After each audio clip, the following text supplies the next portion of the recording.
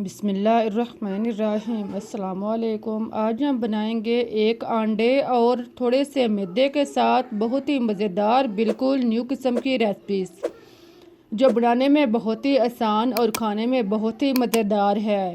उम्मीद है कि आप लोगों को रेसिपीज़ पसंद आएगी। अगर रेसिपीज़ अच्छी लगे तो इसे लाइक, शेयर और सब्सक्राइब करना मत भूलिएगा। इसके लिए आप मैदा लें, 2 प्याली मैदा। आप अपनी मर्ज़ी के मुताबिक कम या ज़्यादा भी ले सकते हैं। इसमें आप 1 अदद अंडा तोड़कर शामिल करें। 2 से 3 चम्मच घी या ऑयल डाल लें। 1 चम्मच नमक शामिल कर लें। आधा चम्मच बेकिंग पाउडर शामिल करें। इन सब चीज़ों को आप अच्छी तरह मिक्स करें। इसको आप मैदे के अंदर अच्छी तरह जज़ब करें।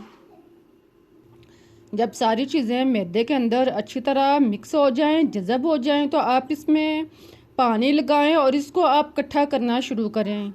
इसमें आप थोड़ा थोड़ा पानी लगाते जाएं और गीले आटे को आप हाथ के साथ इकट्ठा करें। इसे आप एक साइड पर करें और खुश्क आटे को आप थोड़ा सा पानी लगाएं और इसको भी आप गीला करते जाएं। देखें, इस तरह आप थोड़ा थोड़ा करके आटे को पानी लगाते जाएं और इसको आप गीला करते जाएं। इस तरह आप सारा आटा जो है वो इकट्ठा कर लें। आपने इसको ज़्यादा नरम नहीं करना। इसे आप 1 से 2 दफ़ा गूंदें, फिर आप इसको इकट्ठा करें। गूंदने के बाद आप इसको इकट्ठा करें। इसको आप 2-3 दफ़ा फोल्ड करें। इसको आप गोल सा पेड़े की तरह बना लें। अब आप इसको मोम के शापर में रखें। इसके अंदर आप मैदे को रख कर इसको आप लपेट कर कवर करके बाउल में रख दें। इसे आप 10 मिनट के लिए एक साइड पर रखें। अब आप चूल्हे पर देगची या कढ़ाई कोई भी बर्तन रखें। खुले मुंह वाला बर्तन ज़्यादा बेहतर है। इसमें आप 1 प्याली चीनी शामिल करें और 1.5 प्याली पानी डाल लें। अब आप इसके अंदर चम्मच चलाएं और चीनी को आप पिघलने तक पकने दें। जब चीनी मुकम्मल तौर पर पिघल जाए, पानी के अंदर मिक्स हो जाए, तो आप इसके अंदर 1 अदद सब्ज़ इलायची, 1 इंच का टुकड़ा दालचीनी, 2 अदद लौंग और 1 कड़ी पत्ता डाल लें। इसको डालकर आप इसे मिक्स करें। इसको आप पकने दें।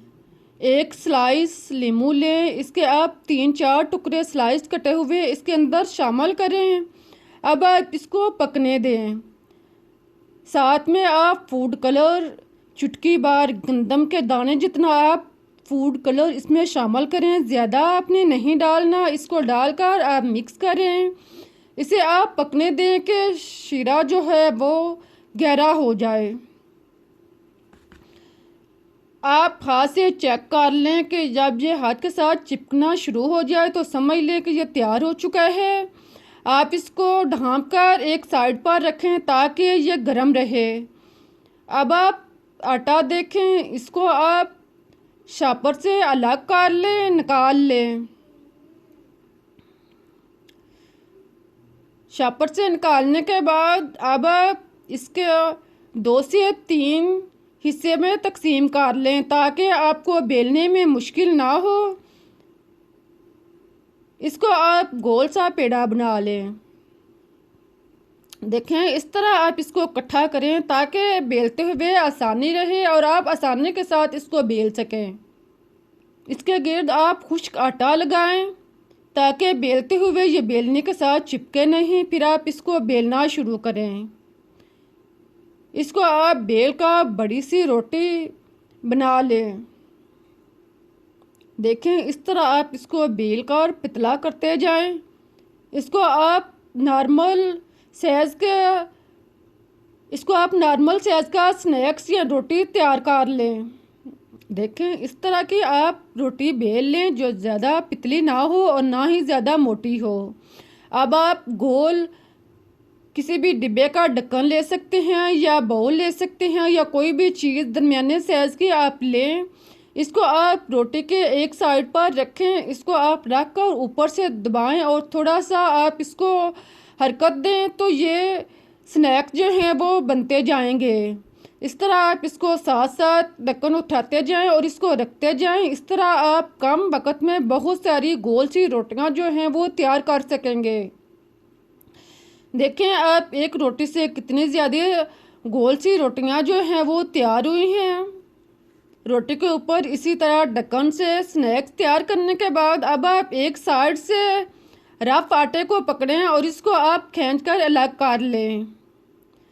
इस तरह आप रफ आटे को अलग करें। इसको आप दोबारा से पेड़ा बनाकर बेल लें और इसके अंदर से रोटियां निकाल लें। आप देखें कितनी अच्छी नरम लैम गोल रोटियां तैयार हुई हैं। इनको तैयार करके आप एक साइड पे रखते जाएं। अब आप एक रोटी लें, इसके आप साइडों से कट लगा लें। देखें इस तरह आप साइडों से इसके छोटे छोटे कट जो हैं वो लगा लें। चारों साइड से आप इसके कट लगाएं। आप इसको इस तरह भी तैयार कर सकते हैं। अगर कट नहीं लगाना चाहते तो आप सादा भी रख सकते हैं। आप कट लगाएंगे तो इससे ज़्यादा खूबसूरत और स्टाइलिश स्नैक जो है वो तैयार होगा और क्रिस्पी भी। देखें इस तरह आप चारों साइड से इसको कट लगा के इसे तैयार कर लें। अब आप एक और रोटी लें। मैं आपको एक और रोटी के कट लगा के दिखाती हूँ ताकि आपको बनाते हुए मुश्किल पेश ना हो। इसी तरह आप सारी रोटियों के कट लगा लें। प्यारे प्यारे बहन भाइयों, आपको मेरी रेसिपीज कैसी लग रही हैं इसके बारे में अपनी राय का इजहार कमेंट्स में दें। लाइक करें, रेसिपीज़ को लाइक करें, शेयर करें, चैनल को सब्सक्राइब करना मत भूलें ताकि मैं आपके लिए इससे बेहतर और मज़े की रेसिपीज़ आपको टाइम तक पहुंचा सकूं। देखें इस तरह आप इसको तैयार करें। इनको तैयार करने के बाद एक साइड पे रखें। अब आप एक चम्मच मैदा लें, इसमें आप एक चम्मच घी या ऑयल डालकर मिक्स करें। इस तरह का आप इसका अमेज़ा तैयार कर लें। इसको तैयार करने के बाद अब आप एक रोटी लें। हाथ की उंगली की मदद से आप अमेज़े को रोटी के दरमियान में रखें। उंगली की मदद से आप इसको दरमियान में लगाएं और फिर आप इसके ऊपर एक और रोटी डाल दें। इसी तरह आप दोबारा से उंगली की मदद से इसी निशान पर आप दोबारा से अमेज़े को लगाएं और एक और रोटी डाल दें। इस तरह आप इसके 4 रोटियों की तह जो है वो तैयार कर लें। 3 रोटियों के ऊपर आप अमेज़ा लगाएं। चौथी रोटी के ऊपर आपने अमेज़ा नहीं लगाना, इसको आप इसी तरह दबाएं। अब आप इसको साइडों से हल्का हल्का दबाएं और फिर आप इसको एक साइड से पकड़कर फोल्ड करें। देखें इस तरह आप इसका बंडल बना लें और इसको आप दरमियान से हाथ की मदद से आप दबाकर इसे फोल्ड करें। इसे अंगूठे और उंगली की मदद से दबाएं और इस तरह का स्नैक्स तैयार कर लें। इसको तैयार करने के बाद अब आप इसको इसी निशान पर पकड़ लें। इसे आप किसी भी चीज़ के साथ दरमियान से पकड़ें। आप घी या ऑयल को गर्म करें। जब अच्छी तरह गर्म हो जाए तो आप इसी तरह पकड़े हुए स्नैक्स को इसके अंदर रखें और इसको आप फ्राई होने दें। आप देखेंगे कि जैसे जैसे स्नैक जो है वो फ्राई होता जा रहा है तो ये खुलता जाएगा। आपने इसको छोड़ना नहीं है, इसी तरह आपने इसको फ्राई करना है। आप देखेंगे कि 1 से 2 मिनट के बाद स्नैक जो है वो खुलना शुरू हो चुका है और फिर ये मुकम्मल तौर पर आहिस्ता आहिस्ता खुलता जाएगा।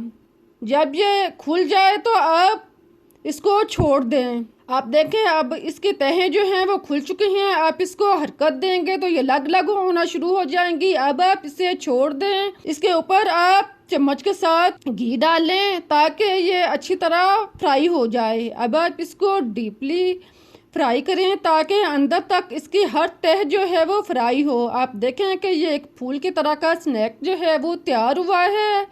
इसकी साइड चेंज करें और इसको आप दूसरी साइड से भी इसी तरह डीपली फ्राई करें। जब इसका कलर ब्राउन हो जाए, क्रिस्पी ब्राउन हो जाए तो आप इसको निकाल लें। इसको आप एहतियात से हरकत दें ताकि ये खुले नहीं, ये रोटियां जो हैं वो अलग ना हों। जैसे जैसे ये फ्राई होता जाएगा ये फूल की तरह बनता जाएगा। इस तरह आप इसको ब्राउन करने के बाद आप इसे निकाल लें। इसे निकाल कर आप जाली पर रखें ताकि इसका ऑयल जो है वो अच्छी तरह रिमूव हो जाए। इसी तरह आप बाकी स्नैक्स भी एक एक करके फ्राई करते जाएं। जिस तरह आपने पहला स्नैक्स फ्राई की है इसी तरह आप बाकी स्नैक्स भी फ्राई करके इसे अलग कर लें। दोनों साइड से अच्छी तरह फ्राई हो जाए तो आप इसे निकाल लें। निकाल कर आप इसको पूनी पर रखें। अब आप देखें कि हमारी चाशनी जो है वो पहले से तैयार है। इसके अंदर से आप साबुत मसाले जो हैं वो अलग कर लें। इनको आप निकाल कर एक साइड पर रखें। चाशनी जो है वो गर्म होनी चाहिए, मुकम्मल तौर पर ठंडी नहीं होनी चाहिए। इसके अंदर आप तैयारशुदा फूल को इसके अंदर रखें। अब आप चम्मच के साथ इसके ऊपर चाशनी को डालें ताकि इसकी हर तह में चाशनी जो है वो अच्छी तरह रस बस जाए। एक साइड से इसको डुबोने के बाद आप दूसरी साइड से भी इसको डुबोएं। मुकम्मल तौर पर आप इसको चाशनी में रखें और फिर आप इसको निकाल लें। अब निकाल कर आप इसको जालीदार बर्तन पर रखें ताकि इसकी चाशनी जो है वो नीचे रिमूव होती जाए। इसी तरह आप सारे फूल को चाशनी के अंदर रोल करते जाएं। यकीन करें कि इतनी मज़े की रेसिपी है कि अगर आपने एक दफ़ा बना ली तो जो भी खाएगा वो आपसे इसकी रेसिपी ज़रूर पूछेगा और आपकी तारीफ किए बगैर ना रह पाएगा। इस तरह आप देखें कि कितने अच्छे और मज़े की रेसिपी तैयार हुई है और कितनी क्रिस्पी भी है। आप इसे खुद खाएं, बच्चों को दें, मेहमानों को दें। मुझे इजाज़त दें, फिर मिलते हैं एक नई और मज़ेदार रेसिपीज़ के साथ। तब तक के लिए अल्लाह हाफिज़। इस दुआ के साथ कि जहाँ भी रहें खुश रहें, आबाद रहें, हंसते मुस्कुराते रहें।